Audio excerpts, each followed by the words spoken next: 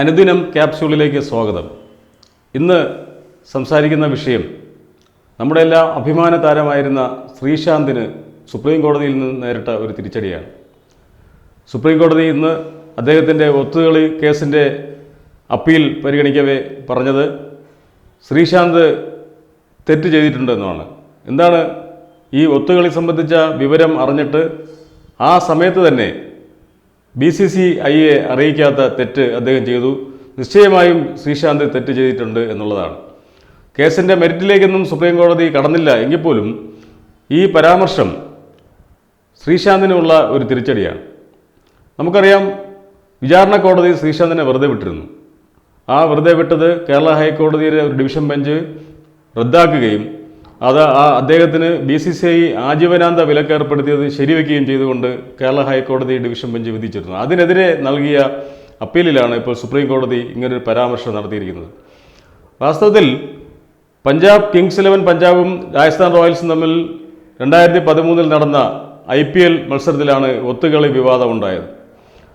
ശ്രീശാന്ത് പ്രശസ്തരായ 2 താരങ്ങൾ ബൗൾ ചെയ്യുന്ന സമയത്ത് വഴങ്ങിക്കൊടുത്തു. 13 റൺസ് വെറുതെ പാഴാക്കി എന്നുള്ളതാണ് ഈ അദ്ദേഹത്തിനെതിരെ ഉയർന്നു വന്നിട്ടുള്ള ആരോപണം.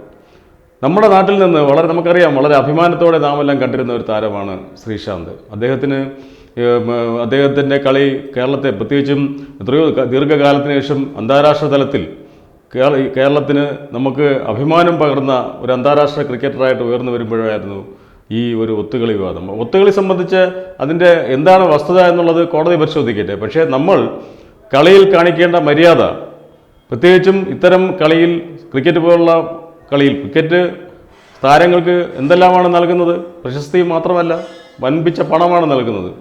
വലിയ വരുമാനമാണ് ഇന്ത്യയിൽ ക്രിക്കറ്റ് താരങ്ങൾക്ക് കിട്ടുന്നത്. മാത്രമല്ല, പരസ്യത്തിലൂടെ അവരുണ്ടാക്കുന്ന വരുമാനം അതിനേക്കാളേറെ. അങ്ങനെ കോടികളുടെ വരുമാനമുള്ള ഒരു കളിയാണ് ക്രിക്കറ്റ്.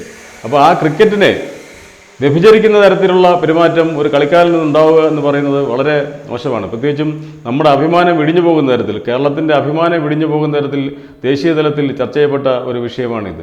എന്തായാലും സുപ്രീം കോടതിയുടെ ഈ പരാമർശം ശ്രീശാന്തിന് വീണ്ടും തിരിച്ചടി നൽകിയിരിക്കുകയാണ്.